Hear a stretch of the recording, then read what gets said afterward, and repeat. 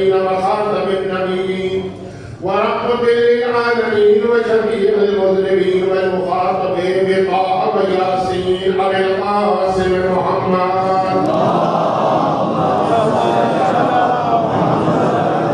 وآله الطيبين الطاهرين الذين أذهب الله عنهم الرجس وطهرهم تطهيرا.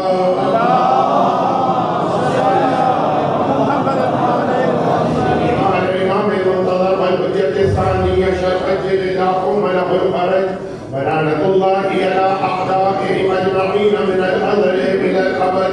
أما بعد فقد قال الله عز وجل في كتابه الكريم بسم الله الرحمن الرحيم المال والبنون زينة الحياة الدنيا والباقيات الصالحات خير عند ربك ثوابا وخير عملا.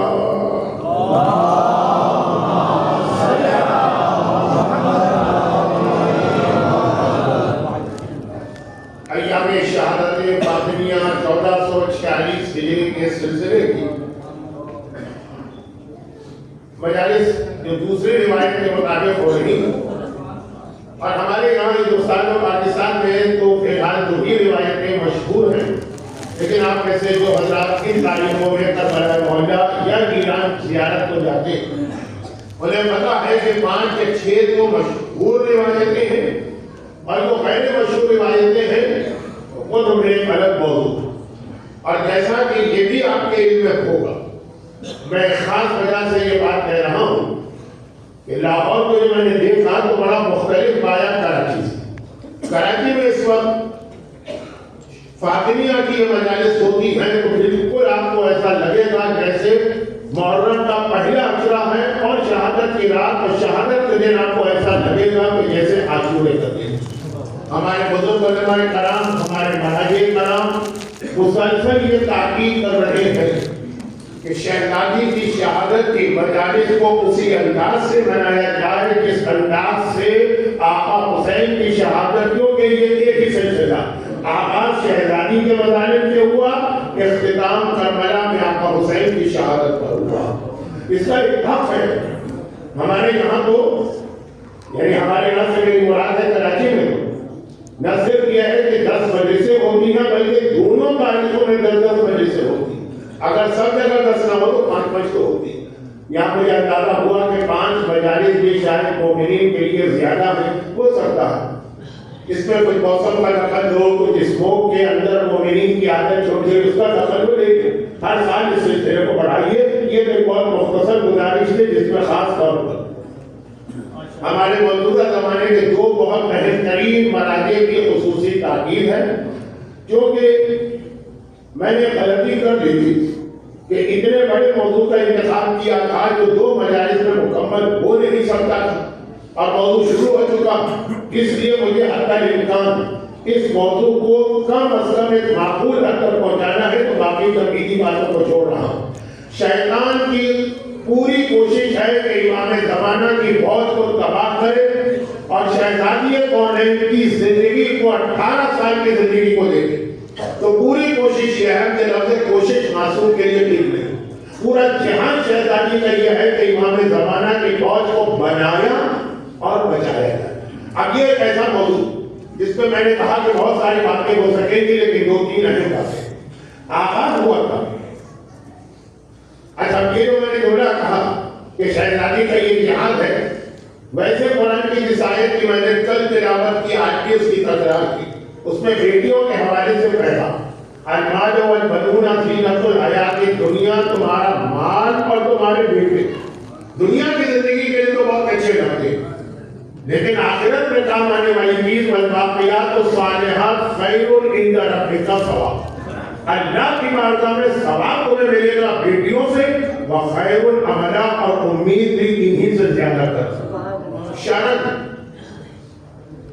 بڑے بیٹے پر واجب ہے ماں کی قضا نمازوں کا پڑھنا، اور بعض مراجع کہتے ہیں کہ ماں کی قضا نماز بھی، چونکہ مجمع میں بہت سارے مختلف مراجع کی تقلید کرنے والے ہوتے ہیں، اس لیے میں خاص کسی ایک بندے کا نام دے کے ان کا فتویٰ نہیں بتاتا ہوں کہ عام سی بات. باپ کی نماز تو بڑے بیٹے پر واجب ہے، جو باپ کے قضا نماز ہو بعض مراجع کے یہاں واجب، لیکن میں اپنا تجربہ بتا رہا ہوں. ساری دنیا میں صرف مجالس کے حوالے سے نہیں جاتا ہوں بلکہ مسائل دین و شریعت. لڑکے کم پوچھتے ہیں, لڑکیاں زیادہ پوچھتی ہیں کہ مولانا ہمیں اپنے باپ کے قضا نماز پڑھنا ہے, اپنی ماں کی قضا نماز پڑھنا ہے, واجب بڑے بیٹے پر ہم پڑھ سکتے ہیں کہ نہیں پڑھ سکتے. یہ قرآن کہہ رہا ہے کہ امید جو زیادہ رکھو اپنی بیٹیوں سے رکھو. معصوم کی وہ مشہور حدیث آپ کو یاد ہوگی. اب تو خیر زمانہ خاصا بدل گیا, بڑے لکھے لوگ ہیں, اویئرنیس آ گئی ہے, جاہلیت کی باتیں ختم ہوئی ہیں, کچھ ہندو کلچر اتنے سالوں کے بعد آہستہ آہستہ ہمارے یہاں سے ختم ہو رہا ہے. لیکن ابھی بھی میں نے سنا کہ ایسے گھرانے ہیں کہ جہاں بیٹے اور بیٹیوں میں فرق کیا جاتا ہے. کوئی چیز لائی جاتی ہے, بیٹے کو پہلے دی جاتی ہے, بیٹی کو بعد میں جاتی ہے. حدیث بالکل الٹی ہے. حدیث یہ ہے کہ باپ جب اپنے گھر میں کوئی چیز لائے تو آغاز بیٹیوں سے کرے. اب اس کے اوپر پورا ایک کچرا ہو سکتا ہے, لیکن آیت کا آخری لفظ عملہ کہ امید کو ماننا خیر العملہ, تو اپنی بیٹیوں سے مانگنا.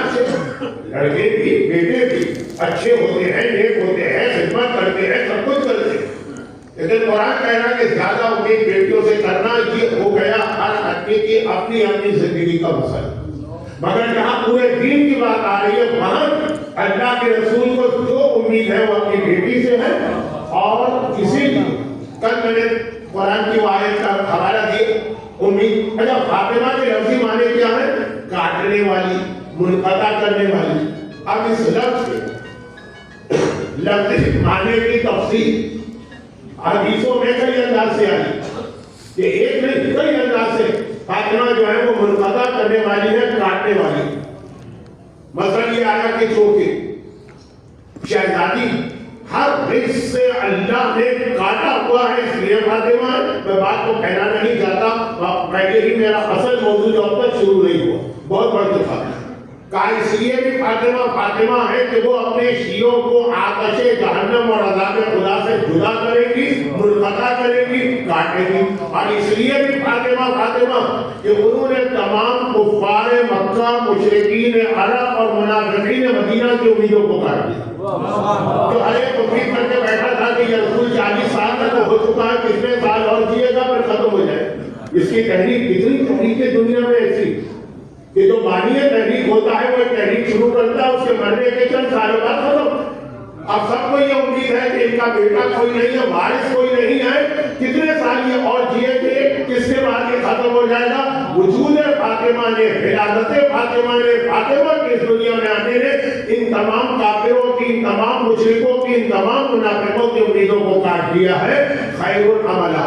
اور اللہ نے کہا کہ اے حبیب گھبراؤ نہیں, اتنا شانے کا ہوا لگتا دشمن جو ہے وہ بے نسل ہوگا, تمہیں تو اتنا کل کوثر, ہم نے کوثر دے کر قیامت تک کے لیے تمہارا دین بھی بچا لیا, تمہارا نام بھی بچا لیا, قرآن بھی بچ گیا, اسلام بھی بچ گیا. اب یہ فاطمہ ان کی زندگی کا ایک وہ حصہ جس کے لیے دیکھیں میرا انداز ذرا سا تیزی کا ہو جاتا ہے جب میں دیکھتا ہوں کہ وقت کم ہے اور بہت ساری اہم باتیں آپ تک پہنچانا ہے.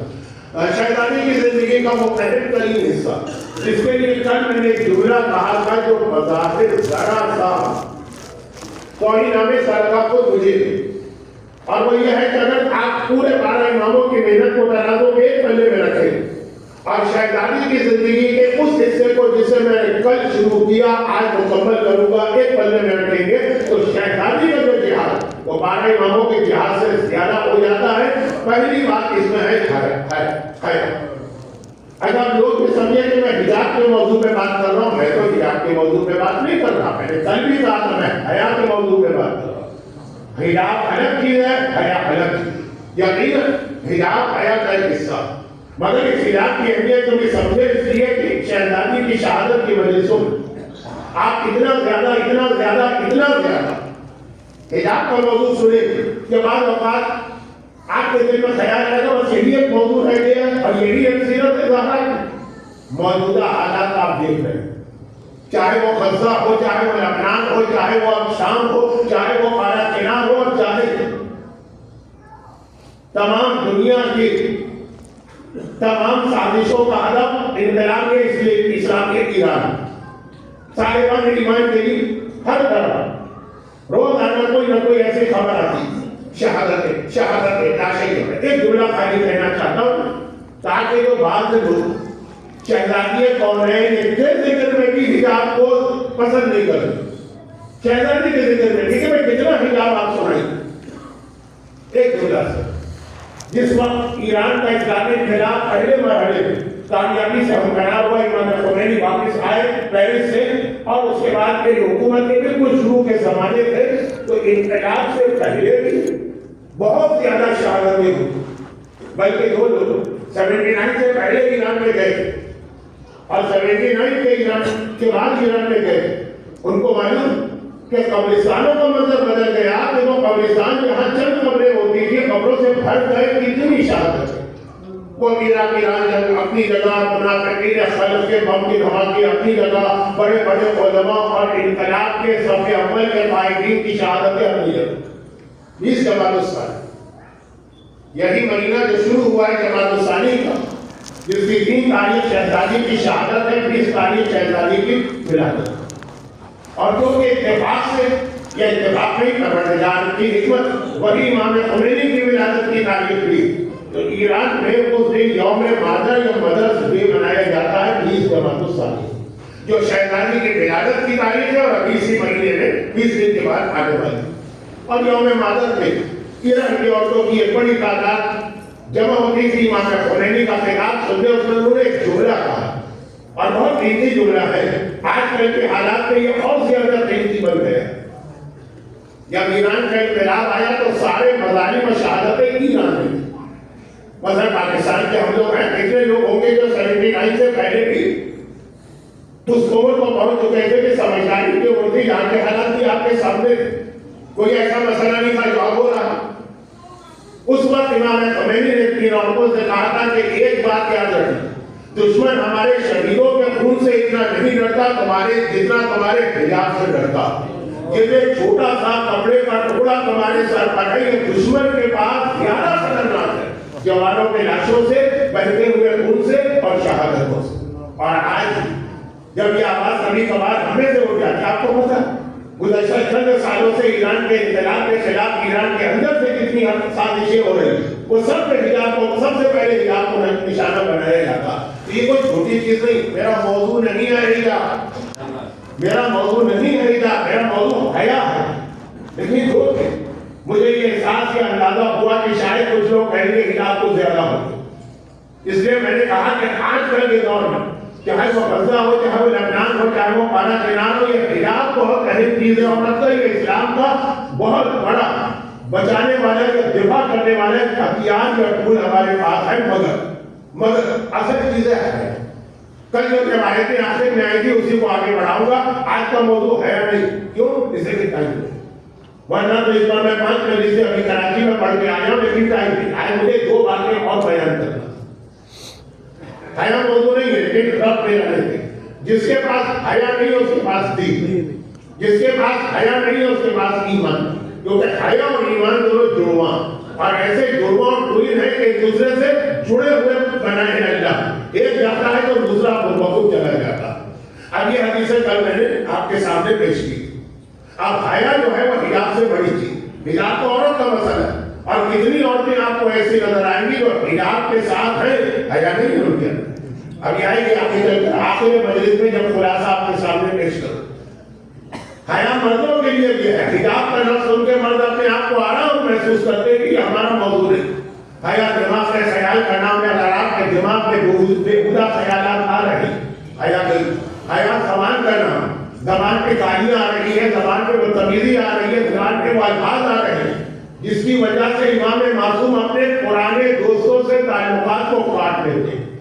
बहुत मशहूर वाक़या है ना, छठे इमाम का शहीद मुर्तज़ा मुतहरी, उस छोटी सी किताब में सच्चों की कहानियां लिखा है कि कौन सोच सकता था कि इतने पुराने दोस्त बाजार में कदम रख रहे, तो इतनी गहरी दोस्ती है, बाजार से निकल रहे तो ऐसी दोस्ती टूटी कि मरते दम तक मुलाकात ही ना हो। किसका वाक़या था? छठे इमाम और उनके दोस्त, जिसने अपने गुलाम को एक मरतबा जरा गाली के अंदाज में मुखातब किया, गुलाम, जो पुराने जमाने में कोई हैसियत ही नहीं होता। और इमाम ने चौंक के देखा, मैं तुझे परेशान और तभी समझता और तेरी ऐसी जबान। اب یہ آخر میں جو ساری 3 چیزیں مجھے بیان کرنا ہے، پہلی ختم ہو رہی ہے، دوسری اور تیسری، پھر اس کا خلاصہ جو آخر میں آئے گا وہاں یہ چیز اور کھل کر آئے گی. تو حیا زبان کی چیز بھی ہے. گالیاں مردوں کی زبان پہ زیادہ ہوتی ہے اور عورتوں کی زبان میں کم ہوتی ہے. حیا ہر پیروں کی حرکت کا نام دی. تو یہ حیا کا مکمل جو اسلام نے پیغام دیا ہے، خلاف نہیں حیا، یہ مرد کے لیے زیادہ ہے. ابھی بات مزید آگے بڑھتی. تو شیطان کو اگر امام زمانہ کے لشکر کو تباہ کرنا ہے تو وہ حیا ختم کر دیتا ہے. تو جب حیا گئی تو ایمان گیا، جب ایمان گیا تو امام گیا. امام جو زمانے کا امام ہے اس کے لشکر میں صرف مومن ہو. اب یہ فارمولہ حضرت موسیٰ کے زمانے سے آیا کہ کیا کہا تھا بلغ باور نے کہ اگر نبی یا امام کے لشکر کو شکست دینا ہے اس کے لشکر میں بے حیائی پھیلا. کیسے پھیلا؟ کہا کچھ بھی پردہ عورتیں تھیں، بس جب ان کو لوگ دیکھیں. یہاں تھوڑا پھر مردوں سے خطاب ہوگا. جب وہ بے پردہ عورتیں جائیں گی، بنی سوری میک اپ کی ہوئی، بیوٹی پارلر سے نکلی، تو بہت سی عورتیں ان کو دیکھ کر چاہیں گی اب بھی ایسا بنے، بے حیائی پھیلے. بہت سی عورتیں نہیں چاہیں گی، مگر جب وہ دیکھیں گی کہ ہمارے گھر کے مرد جن کے ہم اتنے وفادار ہیں وہ ان عورتوں کی جانب زیادہ توجہ دے رہے ہیں، تو وہ بھی ویسا بننے کی کوشش کریں گی. یہ پوری ایک تقریر ہے. ہمارے یہاں جو آج کل ڈومیسٹک پرابلم بڑھ گیا ہے، ہر تیسرے گھر میں طلاق کا نعرہ لگ رہا ہے، اس کے اندر ایک اس کا بھی وجہ ہے. لیکن ساری بات یاد نہیں ہو سکتی تھی. یہ پہلا فارمولہ ہمیں معمورہ بتا دیا کہ نبی اور ایمان کے لشکر کو تباہ کرنا بے حیائی پھیلا. اور بے حیائی پھیلانے کا طریقہ چند عورتوں کو گمراہ کر دو، باقی کام خود بخود ہو جائے گا. نمبر 1. نمبر 2 دوسری بات، اب آئیے بنی اسرائیل کا واقعہ آپ نے سنا. اب آئیے بنی اسماعیل یعنی رسول کے زمانے کا واقعہ. بہت پہلے ایک چھوٹا سا واقعہ بتانا، پھر اصل واقعہ. اللہ کے رسول مدینے کے بازار سے گزر رہے. یہ میں اپنی مجلسوں میں اکثر پڑھتا رہتا ہوں، تو جنہوں نے میری بہت مجلسیں سنی ہے ان کو جو سنا ہوا واقعہ ہے، لیکن بہت مختصر کر رہا ہوں، بہت مختصر. اللہ کے رسول مدینے کے بازار سے گزر رہے ہیں. ایک طرف کچھ چھوٹے بچے کھیل رہے ہیں. پیغمبر بچوں پہ بہت توجہ دیتے ہیں. ایک تو ویسے ہی رحمت للعالمین ہے، بچوں پہ پیار آتا ہی. اور دوسرا اسلام کا ایک اہم اصول کہ آگے چل کر انہی بچوں کو اسلام سنبھالنا ہے. بڑے تو اپنی زندگی گزار، ان کی جو عادتیں بن گئی ہیں وہ بدلنے کو تیار نہیں ہو. وہ سنیں گے سب کچھ اور تعلیم بھی کریں گے، عمل نہیں کر پائیں. ساری زندگی کی عادت بدلنا آسان نہیں ہوتا. لیکن بچی ابھی کچی لکڑی. یہی جملہ تقریباً مولانا امام حسن کے نام اس وصیت نامے میں لکھا جو نہج البلاغہ کے بیچ میں. بیٹا حسن جب تمہارے بچے چھوٹے ہو اس وقت ان پہ کام کرنا، اس سے پہلے کہ شیطان اپنا کام شروع کرے. بہت ساری باتیں یہ تربیت اولاد کا موضوع ہے جو میرا آج کا موضوع نہیں. تو پیغمبر بچوں پہ بہت توجہ دیتے. ان کی اصلاح کرو، یہ آگے چل کر یہی قوم کا مستقبل ہے. بچوں کو بھی پتا اور یہ بھی پتا ہے کہ پیغمبر کی شخصیت کتنی عظیم. بچے جب دیکھتے دوڑ کے آتے آئے پیغمبر نے کسی کو گلے سے لگایا، کسی کو بوسہ دیا، کسی سے دو باتیں کی.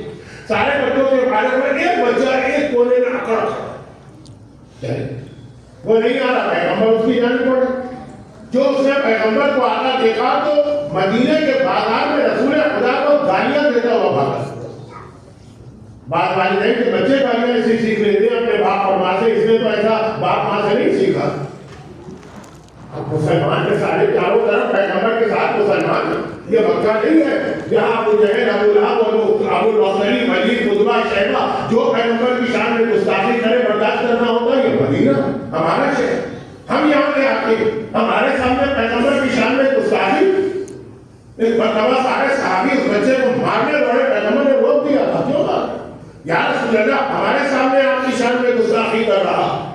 تو کہا جو اصل قصوروار ہے اس کو مارا. تو یا رسول اللہ یہی تو اصل قصوروار ہے. کہا یہ قصوروار نہیں ہے، اس کا باپ قصوروار. اب لوگوں کو یقین نہیں آیا کیونکہ اس کا باپ بہت بڑا محب رسول تھا. ہر وقت پیغمبر کا نام لیتا رہتا. یعنی آج کل زبان میں کہوں تو ہر وقت پیغمبر کی نامیں پڑھتا کہتا تھا ذکر رسول. پیغمبر نے کہا چلو میرے ساتھ. اس کے گھر گئے، نوک کیا دروازہ، وہ باہر نکل کے آیا. پہلے تو اسے یقین نہیں آیا، خوشی سے وہ کھلا نہیں سنبھالا. رسول اللہ میرے گھر پہ آیا. مگر پھر اسے لگا کہ معاملہ کوئی سیریس معاملہ ہے. جتنے ساتھی ہیں سب کے چہرے پر غصہ. کسی سے پوچھا کیا بات؟ کہ یہ بات ہے تمہارے بیٹے نے اس طرح بازار مدینہ میں ہم سب کے سامنے رسول کو برا بھلا کہا، گالیاں دی. میں ایک مرتبہ دوڑ کے گھر میں گیا، تلوار لے کے آیا، تلوار اور خنجر ہر عرب کے گھر میں ہمیشہ ہوا کرتا تھا. خنجر تو ابھی بھی ہوتا ہے جس سے وہ بادام وغیرہ توڑ دیتے ہوں گے، لیکن خلاصہ یہ ہے کہ تلوار لے کے آئے. نہیں چاہیے مجھے ایسا بیٹا، میں اپنے ہاتھ سے اس کی گردن توڑا دوں. پیغمبر نے کہا رکو، کیا سمجھ رہے ہیں تمہارے بیٹے کا قصور ہے؟ قصور تمہارا ہے. یا رسول اللہ میرا کیسے قصور ہے؟ میں نے اور میری بیوی نے اپنے بچوں کو، سارے بچوں کو بچپنے سے آپ کی محبت سکھائی. کہا سکھا یہ محبت زبان کے ذریعے. یہ بتاؤ جو کھانا اس کو کھلا رہے ہو، جو گھر میں رزق لے کر آ رہے ہو، وہ حلال ہے کہ حرام؟ اس کے پیٹ میں لقمہ کون سا جا رہا؟ اب یہ تھا بزنس مین. بزنس مین جہاں بھی ہوتا ہے، چاہے مدینے کے بازار میں ہو، چاہے اعظم خلاف مارکیٹ ہو، پیپر مارکیٹ میں بیٹھا ہوا، چند کو چھوڑ کر سب کا ایک ہی مزاج ہے کہ حرام کریں گے، گناہ کریں گے، رزق حرام کمائیں گے اور بہانے کریں گے. کہا یا رسول اللہ آپ کو تو پتا ہے بازار مدینہ میں ہمارا کمپٹیشن یہودیوں سے. ہم ہیں یہودی. اگر پورا شریعت کے مطابق الفاظ میرے ہیں، اس کا مقصد یہ اگر پورا ہم شریعت کے مطابق چلے تو ہو چکا بزنس. ہمیں روٹی اور چٹنی بھی نصیب نہیں ہوگی، کچھ نہ کچھ تو بزنس میں 19-20 کرنا پڑتا ہے. پیغمبر میرے الفاظ ہے، پیغمبر کے نہیں، حکم پیغمبر کا. پیغمبر نے کہا بحث کا موقع نہیں ہے، بس یہ یاد رکھو جس نے اپنی اولاد کو رزق حرام کھلایا ہے، اس نے اپنی اولاد کو حلال زادے سے حرام کی اولاد میں بدل دیا. اور جو حرام کی اولاد ہو جائے وہ ہمیشہ نبی اور امام کا دشمن ہوتا. اور یہ والا جملہ جو پیغمبر بازار مدینہ میں اس شخص کو بتایا، یہ جملہ اپنے کمال سے پہنچا دیا. میدان کربلا میں آقا حسین نے سنیا. آقا حسین کی روایت تو بہت پڑھی جاتی ہے نا. جس خطبے میں آقا نے وہ جملہ کہا جو آج ہمارے بچے، مرد، جوان تو جوان عورتیں تک کہتی ہیں، اے ہاتھ من نصر اللہ، اے ہاتھ من نصر اللہ. اسی خطبے میں آگے چل کے ایک جملہ اور بھی.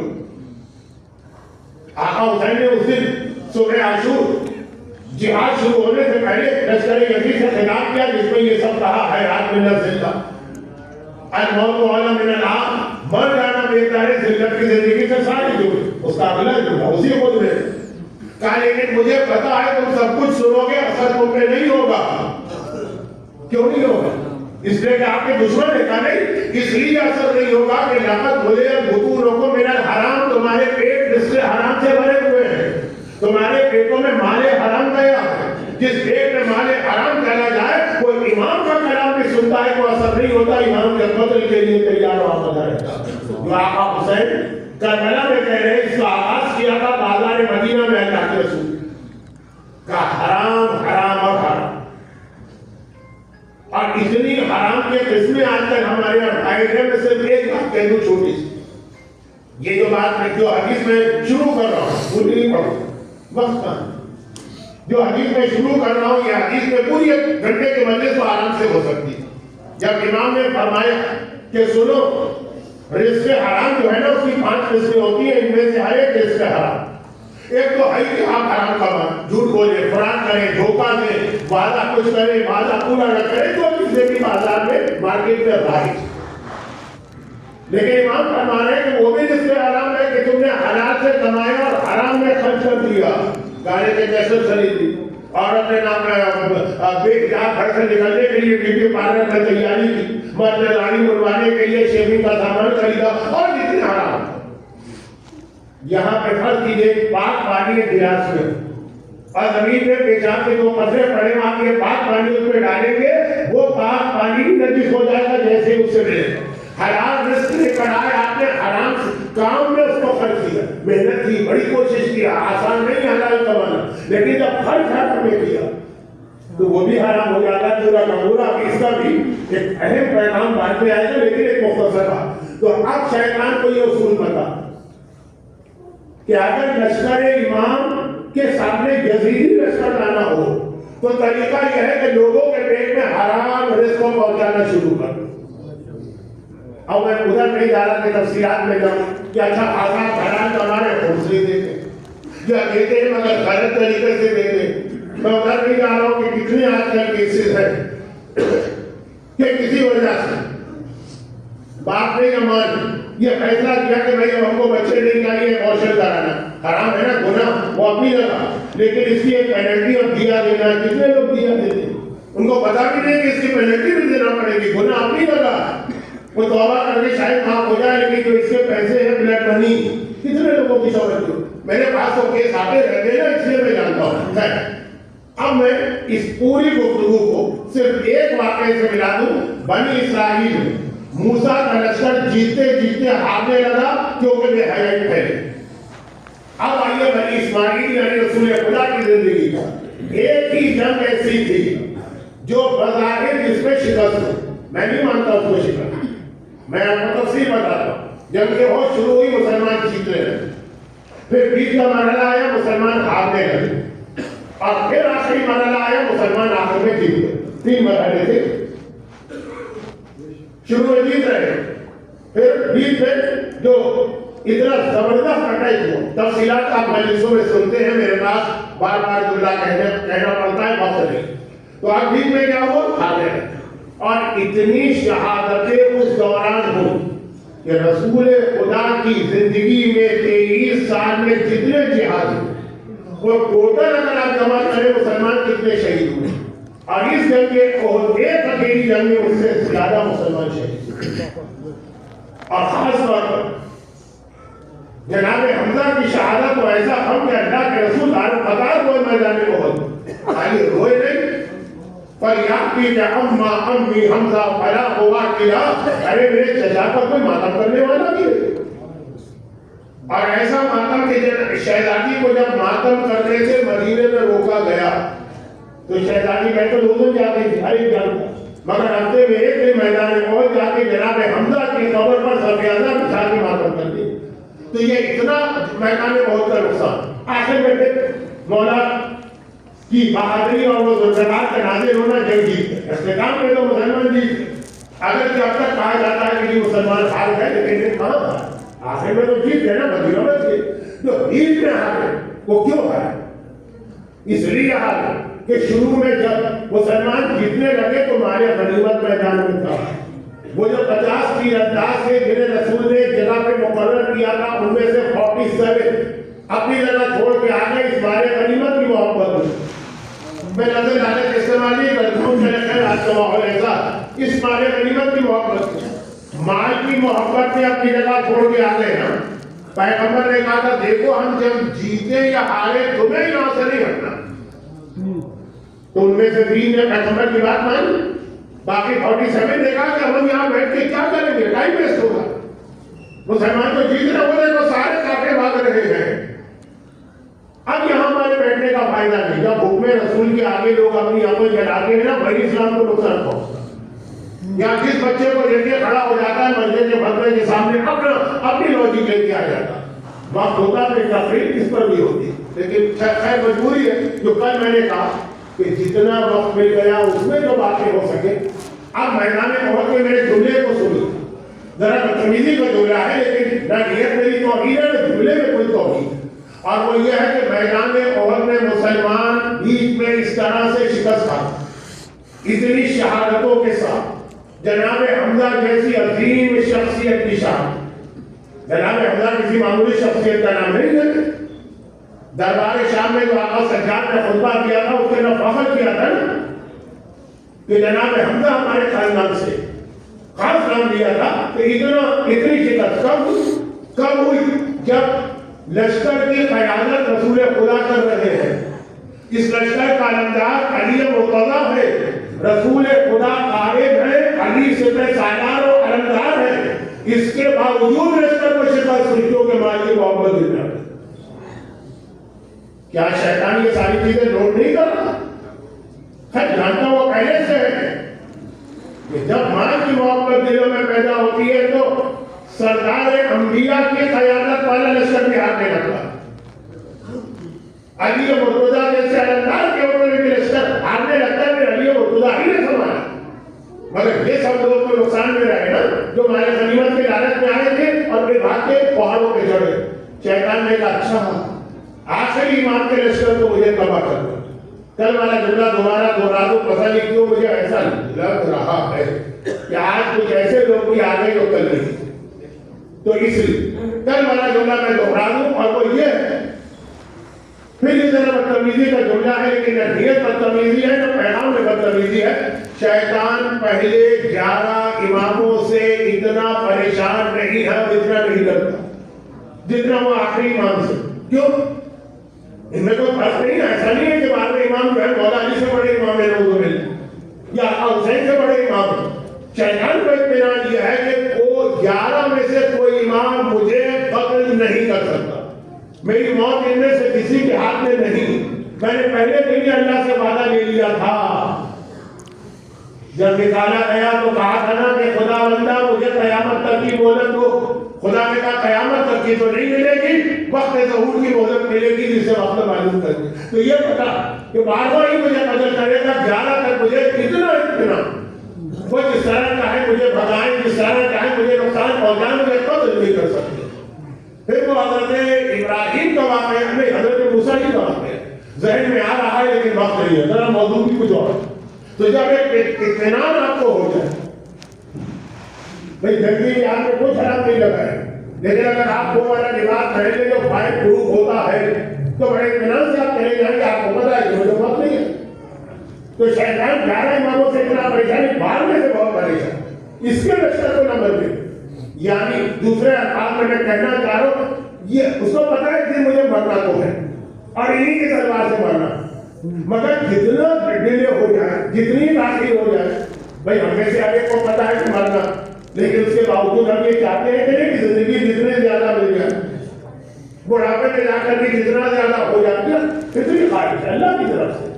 تو آپ شیطان چاہتا ہے امام دیر سے آئے، اس کا ایک ہی طریقہ ہے کہ امام کی بہت کو بن لے جائے۔ اچھا اب وہ شیطان اس کے لیے ہمارے پیٹوں میں حرام غذا پہنچا رہا، مال حرام پہنچا رہا۔ جنگ خیبر کا بہت مختصر ایک واقعہ ہے، آپ نے کم سنا ہو، رسول خدا کے بہت ہی وفادار غلام کا بدغم غلام تھا، یعنی ہر وقت رسول کی خدمت کرتا رہتا۔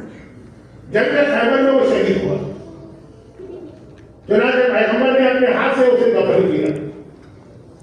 دفن کرنے پڑتے ہیں تو کسی نے کہا کہ کتنا خوش قسمت، آپ کا غلام ہے، میدان جنگ کا شہید ہے، اور خیبر جیسی جنگ جہاں اتنا بڑا نقصان یہودیوں کا ہوا کہ آج تک وہ اپنے زخم چاٹ رہے، اس جنگ کا شہید ہے، کہاں بیٹھا ہوگا اس وقت وہ جنت میں؟ پیغمبر نے کہا تم جنت کی بات کرتے ہو، اس کی سارے قبر آپ سے بھری تھی، جیسے ہی یہ قبر میں گیا پوری قبر اس کی آگ سے بھر گئی۔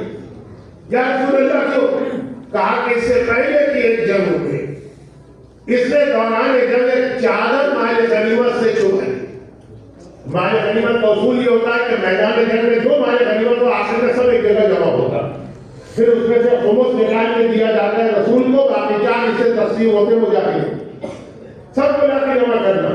وہ ایک چادر اس میں چھپائی تھی، ایک چادر، ہم تو پوری فیکٹریاں ختم کر جائیں تو ہمیں کوئی احساس ہی نہ ہو کہ ہم کوئی گناہ کر رہے ہیں۔ رسول کا غلام ہے، میدان خیبر کا شہید ہے، راہ خدا۔ چنانچہ وہ حدیث آپ نے آدھی سنی ہے، پوری سنی کہ جیسے ہی کوئی آدمی شہید ہوتا ہے، اس کے خون کا پہلا قطرہ زمین پہ گرتا ہے، اس کے سارے گناہ معاف ہو جاتے، سوائے اس کے کہ اگر اس نے کسی کا مال لے کے واپس نہیں کیا۔ یہ حدیث پوری یہ ہے کہ یہ گناہ معاف نہیں ہے۔ تو اب شیطان بہت اس کے لیے آسان ہے اپنی زندگی کو بڑھانا اور امام کے ظہور کو زیادہ سے زیادہ ٹالنا۔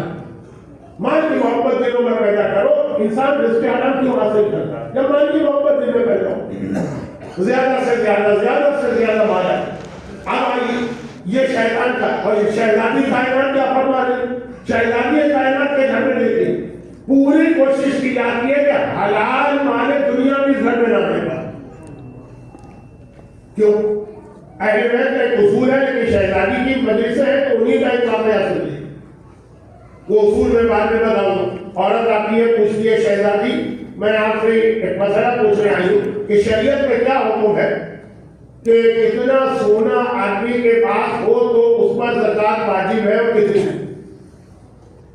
اب زکوٰۃ کے مسئلے سارے بیان نہیں ہو رہے، مثلا زیورات کے اوپر ہماری فقہ میں زکوٰۃ نہیں ہے، وہ بات نہیں ہو رہی، کتنا سونا ہو. تو شہزادی نے کہا پہلے یہ بتاؤ کہ یہ مسئلہ تم اپنے لیے پوچھ رہی ہو کہ میرے لیے؟ چونکہ کہا شہزادی کون ہے؟ شریعت ہے. شریعت آپ کے بابا تو ایک ہی شریعت ہے کہ بھائی آپ کے لیے وہی میرے لیے کیا الگ الگ ہے؟ الگ ہے. تو کہا کہ اچھا دونوں کا مسئلہ بتا دی. کہا تمہارا مسئلہ یہ ہے کہ 20 دینار اگر سونا آ جائے گھر میں تو اس کا 40واں حصہ نکالیں.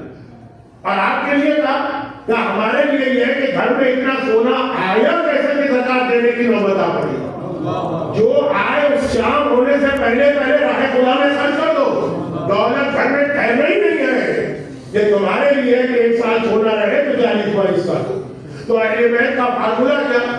خود عمل کرتے ہیں اسلام کے میکسیمم پر، ہم سے کہتے تو منیمم پہ عمل. یہ یاد رکھیے گا ورنہ بہت سی حدیثیں سمجھ میں نہیں آئی. پیغمبر نے کہا بیٹی فاطمہ پورا لمبا واقعہ ہے میں مختصر کرتا ہوں. بہترین عورت کون ہے؟ کہا نہ خود نامحرم کو دیکھے نہ نامحرم اس کو دیکھے. لیکن یہ ہماری عورتوں کے لیے نہیں، بہترین عورت کائنات کی بہترین عورت کا نام ہے سیدہ نساء العالمین. شہزادی کا اپنے لیے اصول ہے، ہماری عورت کے لیے اتنی سختی نہیں. نمازوں میں بھی آپ دیکھیں گے وہ 1000 اگر پڑھیں گے تو ہم سے کہیں گے 70 اگر پڑھو. وہ راہ خدا میں پورا گھر قربان کر دیں گے، ہم سے کہیں گے خمس و زکات دو. تو یہ فارمولہ یاد رکھیں. شہزادی اپنے گھر میں ماں نے دنیا چاہتی ہی نہیں تاکہ کم از کم ان کے جانے والے اسی بہانے سے اپنے دلوں سے مال کی محبت نکالے.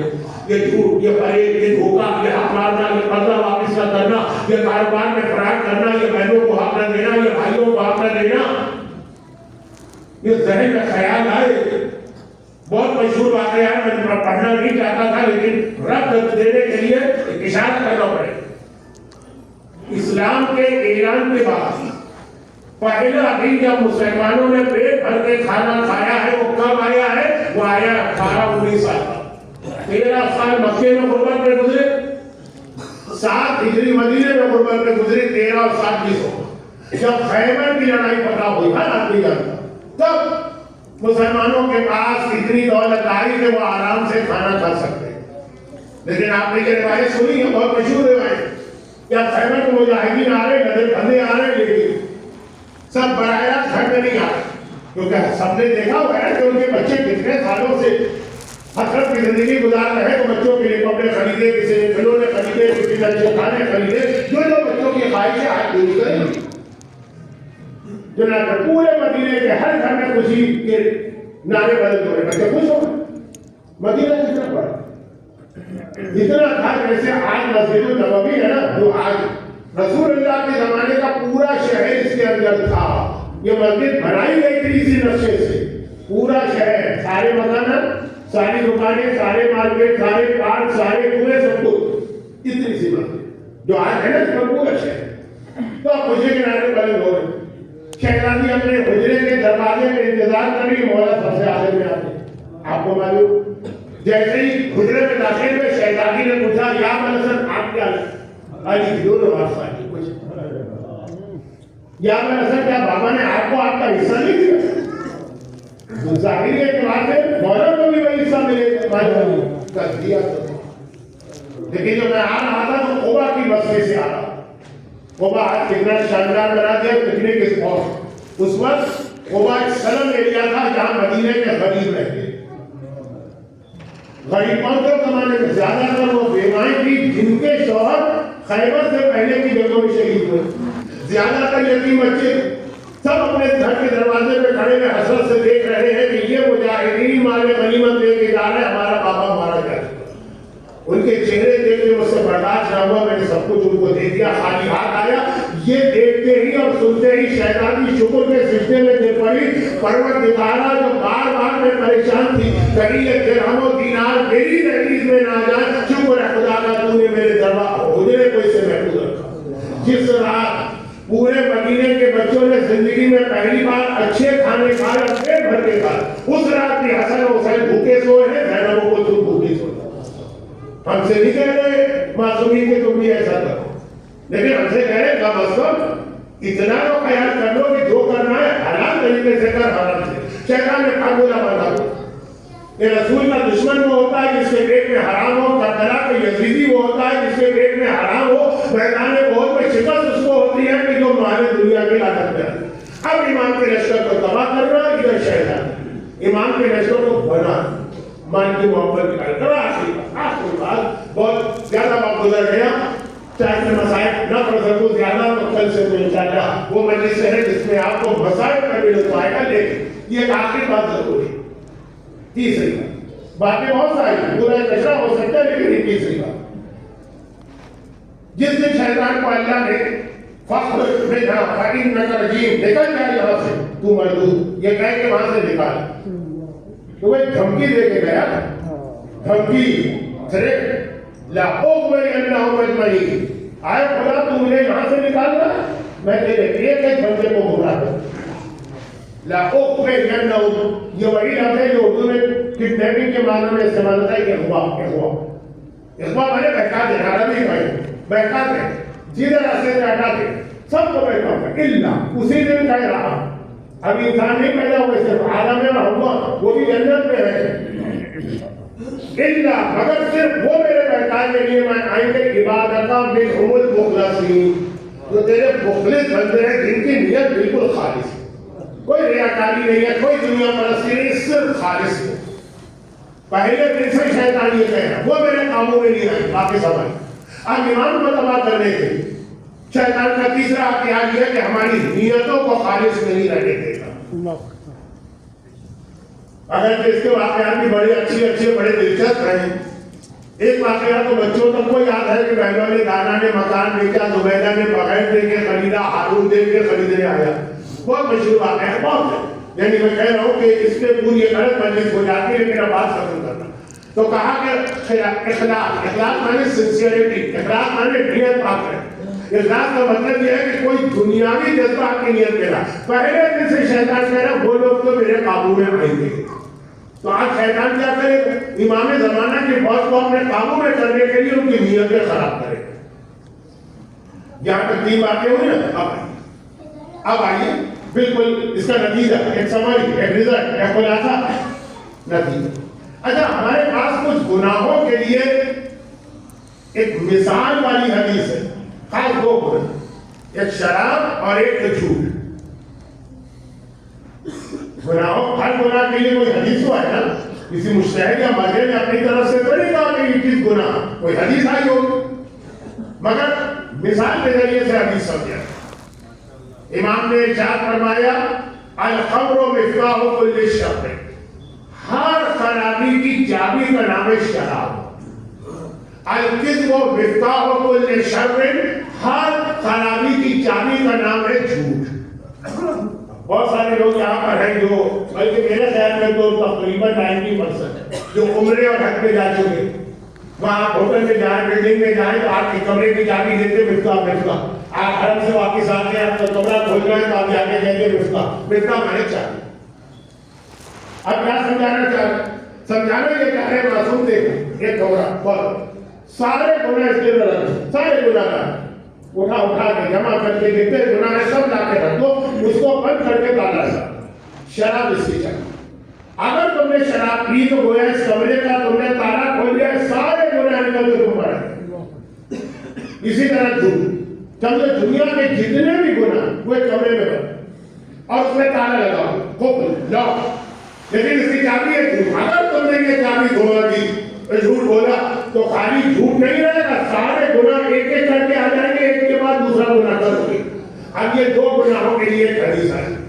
ٹھیک ایسی ہی ایک حدیث میں بنا رہا ہوں، حدیث تو نہیں، حدیث سے ملتی جلتی.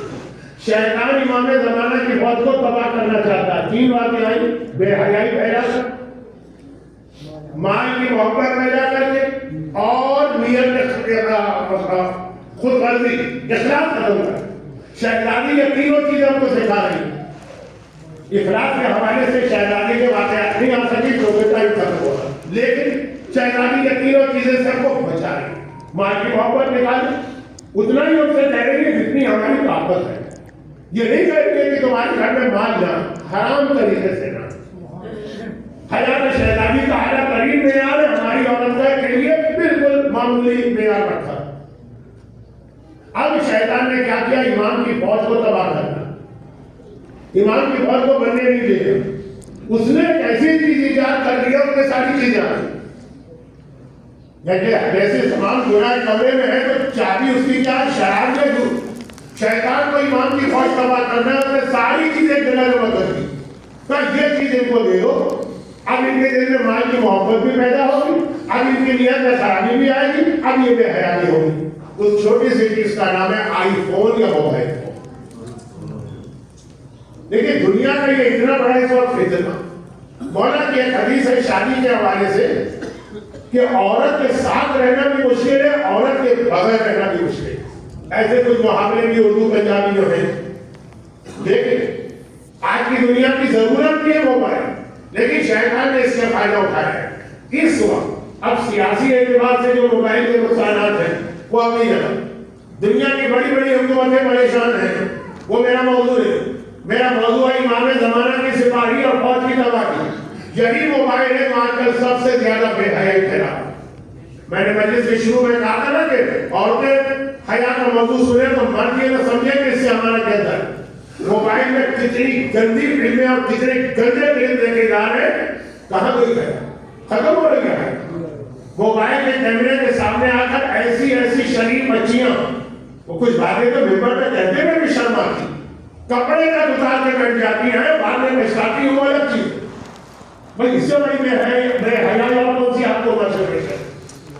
یہ موبائل مال دنیا کی محبت، ہر ایک کو یہ فکر ہے، سبسکرائبر بڑھے، ویورز بڑھے، فالو کرنے والے بڑھے، زیادہ سے زیادہ لوگ دیکھیں، اس کے لیے جھوٹ بولنا پڑے، اس کے لیے بےہودہ اپنے سین پیش کرنا پڑے، خاص طور پہ جو عورتوں کے ہیں مرد بھی کپڑے کیوں سنا ہے کہ اس میں ڈالر آئے؟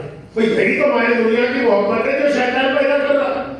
ہم جب سنتے ہیں مال حرام تو ہمارے دل میں خیال آتا ہے شراب بیچنے سے جو پیسے آئیں گے، یا جھوٹ بول کر جو پیسے کمائیں گے، یا کاروبار میں دھوکہ دے کے یہ بھی حرام ہے۔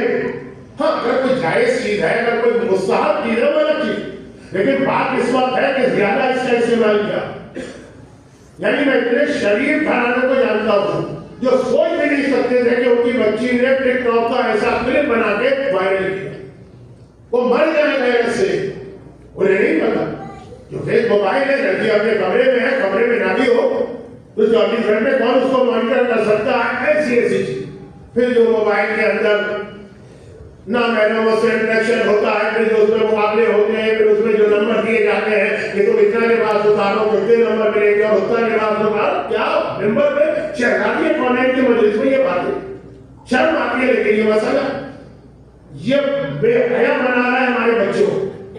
میں تو 8 سال کے بچوں کو جانتا ہوں جو ایسی فلمیں دیکھ رہے ہیں، جو 40 سال کا مرد بھی دیکھے تو شرم آئے۔ اب کون سی بے حیائی کا انتظار ہے؟ وہ بے حیائی ہے جو اس کے ذریعے اصل پیسہ کمانے کی دھن دل کے اندر وہ جو اپنے ٹک ٹاک کے اوپر چھوٹے چھوٹے فلم بنا کے ہماری بچیاں اور بچے جس میں وہ ہر حد کو کراس کر رہے ہیں، اور پھر کچھ ایسے لوگ ہیں جن کو اتنے پیسے نہیں ملتے تو پھر تم کیوں لگے ہوئے شہرت زیادہ سے زیادہ یہ اخلاص جو میں نے آخری بار بہت جلدی سمیٹنے کے ٹائم نہیں تھا میرے نیت کا خلوص ختم کرنا، جہاں پہ پاپولر ہونے کا شوق ہو جائے، زیادہ سے زیادہ ویور ہو جائے، زیادہ سے زیادہ سبسکرائبر ہو جائے، اسی کا نام تو ہے کہ اخلاص ختم ہو جائے۔ میں آپ کو اب یہ اتنا آپ میں جنون ہو گیا ہے لوگوں کو، میں کربلا میں آقا حسین کے حرم میں نماز نہیں پڑھ سکتا، میں مولا کے روضے کے اکثری میں نماز نہیں پڑھ سکتا، کسی ایسے موقع میں جاؤں جو بالکل خاموشی کا ہو تو آپ آج کل نہیں رہا ادھر نماز شروع انڈیا کا قافلہ 200 کا ہے، سب کے موبائل میں ادھر ہو، کوئی کراچی کا قافلہ ہے 500 کا، سب کے موبائل ادھر ہو، نماز نہیں پڑھی جاتی۔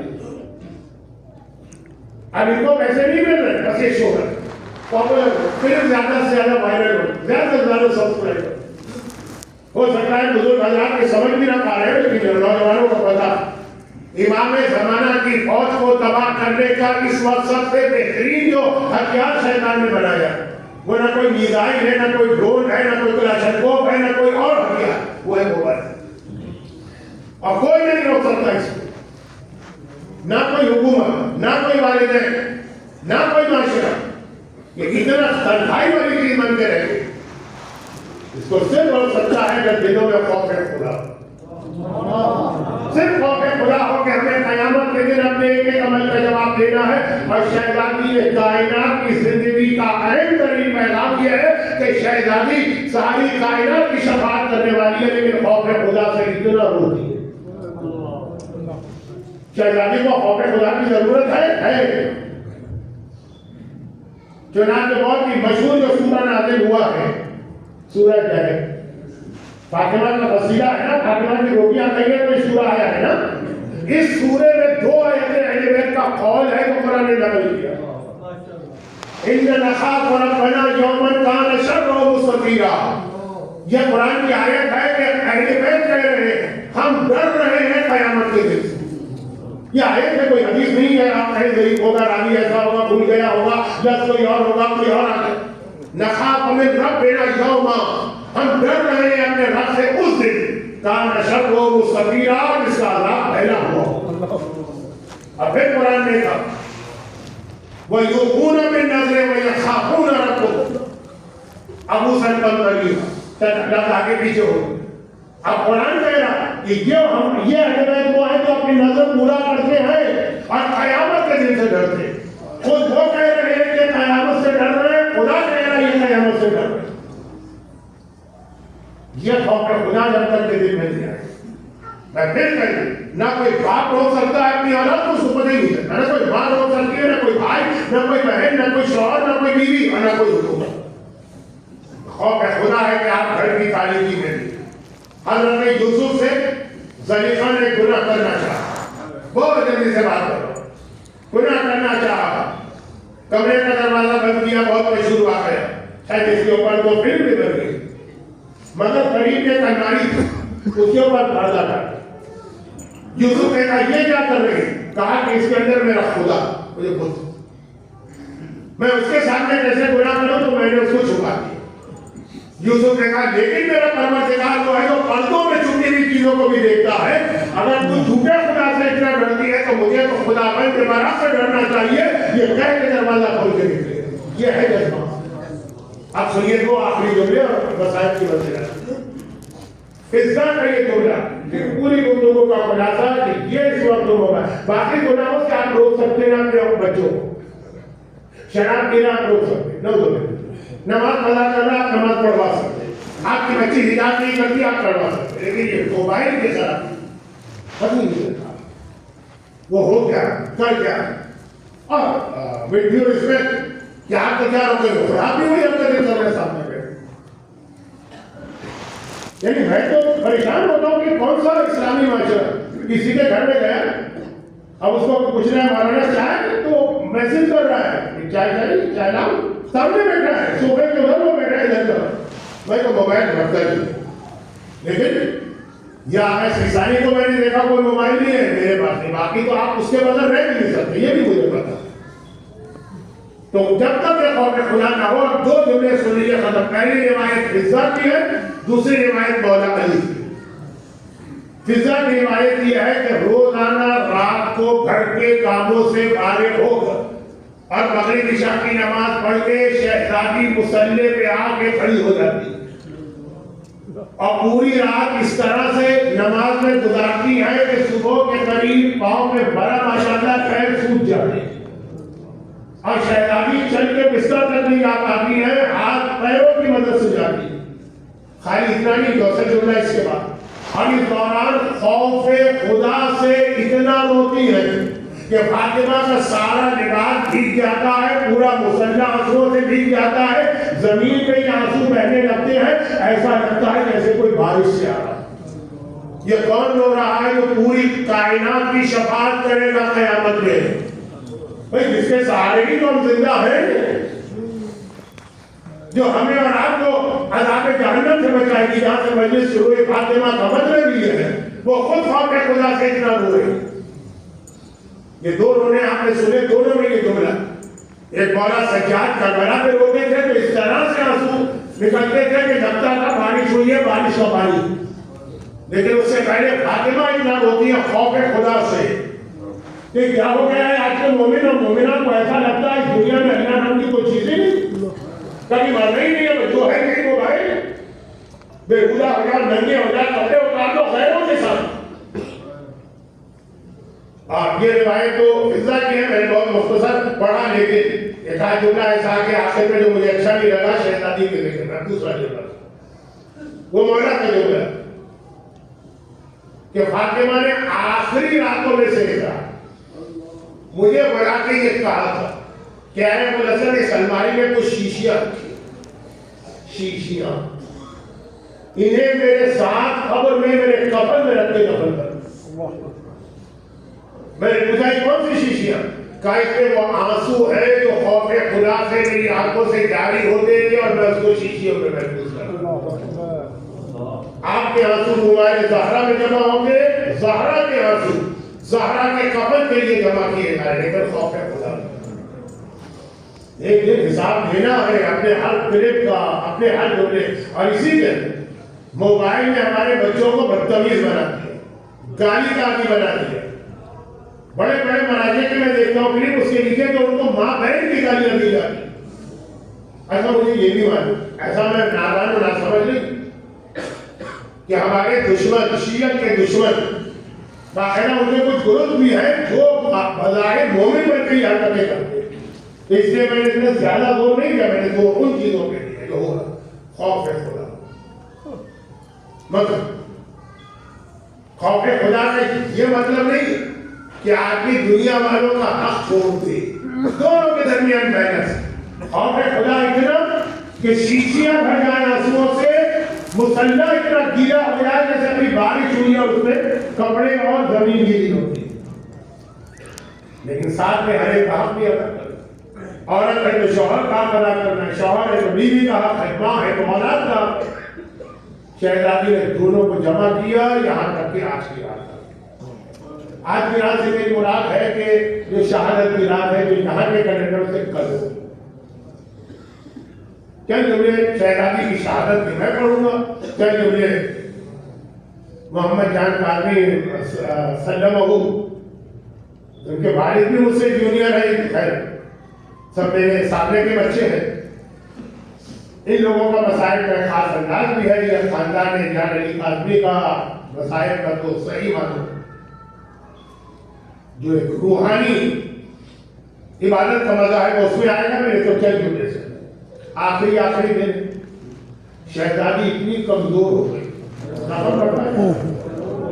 क्या पैदल धोते जाने की ताकत थी, पहले तो आसान लेके जाती थी, अब इतनी ताकत थी।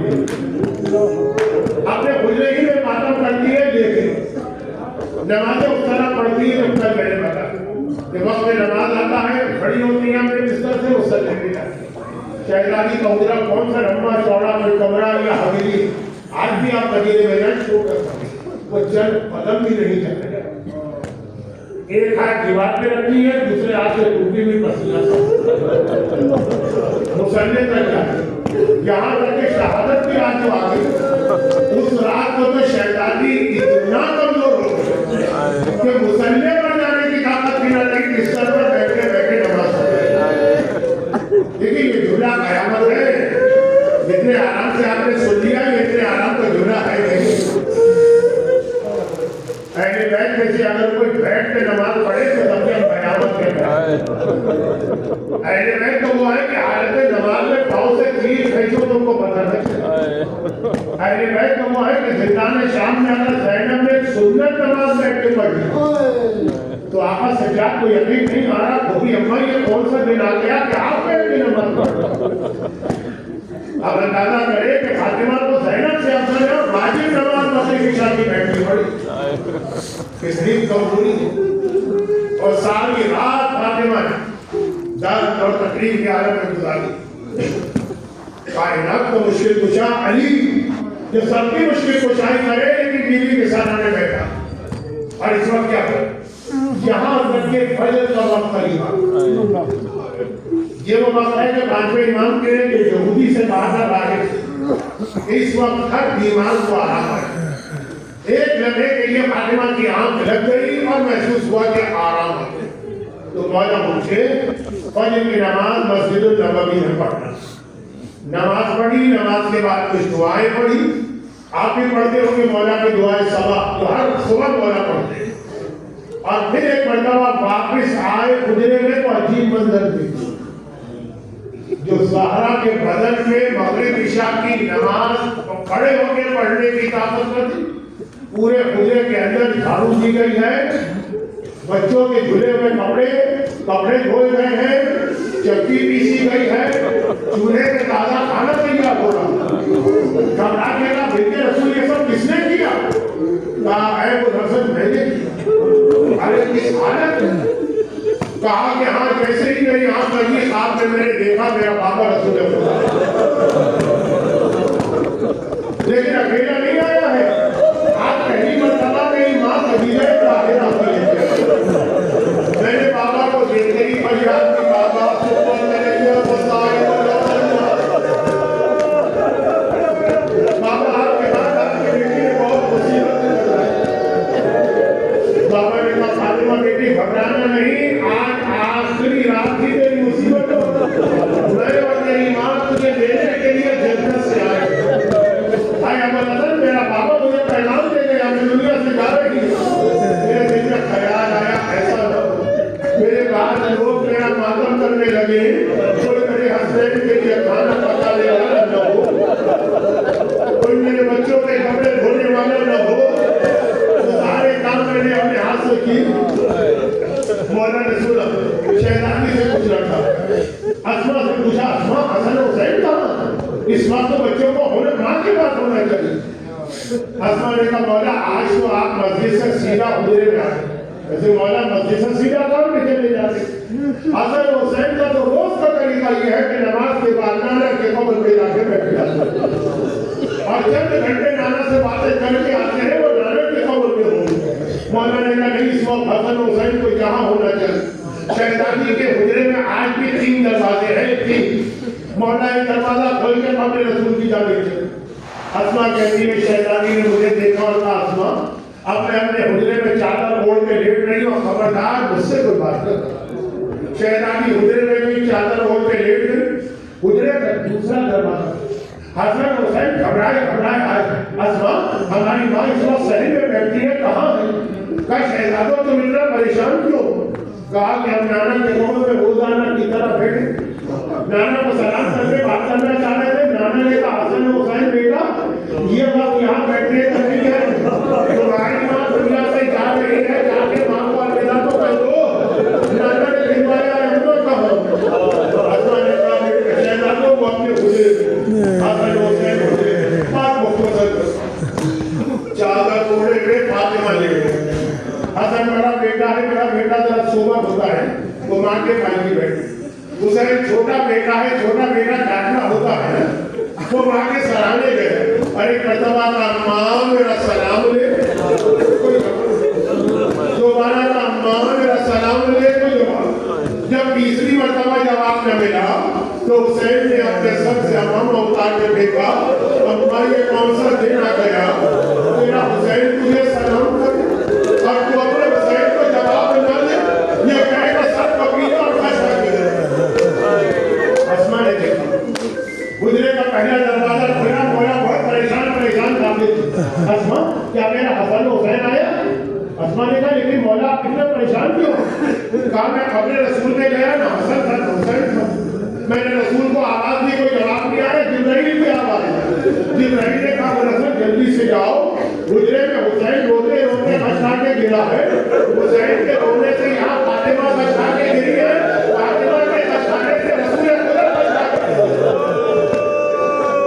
اور پھر میرا مولا حجرے میں آیا اور بہت مختصر میں تفصیلی بتائے ایک مرتبہ حسن حسین کو کلچا پکڑ کے اٹھایا تھا، بیٹا باہر چلے جاؤ میں تمہاری ماں کو غسل ملی، اور یہ کہہ کے حجرے کا دروازہ بند کیا، حسن باہر ہے، حسین باہر ہے، زینب باہر ہے، کلثوم باہر ہے۔ زینب کہتی ہے میں دروازے کے قریب تھی جب ایک میرے بابا کے چیخ کے بولنے لگا، تھوڑی دیر بعد دروازہ کھل گیا۔ مولا نے کہا حسن حسین آگے ماں کی آخری زیارت کر، کلثوم بیٹی زینب بیٹی آخری زیارت کر۔ 4 میں سے 3 اولادیں تو بڑی، زینب نے باپ کا دامن تھا، بابا اماں کو غسل دیتے ہوئے آپ روئے کیوں ہوتے ہیں؟ اس میں بچے دیتے ہوئے بسال ہوتا تو نہیں ہے نا؟ علی نے کہا زینب بیٹی جب میں نے غسل کا پانی ڈالنا شروع کیا اور پہلو زہرا تک پہنچا تو آج بھی کوڑے کا سفر تازہ نظر پا رہا ہے۔ 95 دن بعد کی رسول کی بیٹی زخمی تھی، زخمی کمر کے ساتھ دنیا سے گئی۔ ایک مرتبہ ایک جملہ ذرا سا آگے بڑھ کے کہہ دوں، آگے کو آگے بڑھائی، وہ تو کھانے میں کوئی ہوتا نہیں ہے، مگر مجھے 2 میتیں ایسی نظر آئی کہ بسان ہو دیا۔ ایک آج مدینے میں فاطمہ کی میت کو غسل دے کے میں مولا ہو گیا، اور کل شام کے قہوہ خانے میں چلے ایک ننھی سی بچی بڑھ گئی ہے، اسے غسل دینے کے لیے بسانہ کو بلایا گیا، وہ پردے کے پیچھے گئی، چیزیں مارنے کے باہر آ گئی۔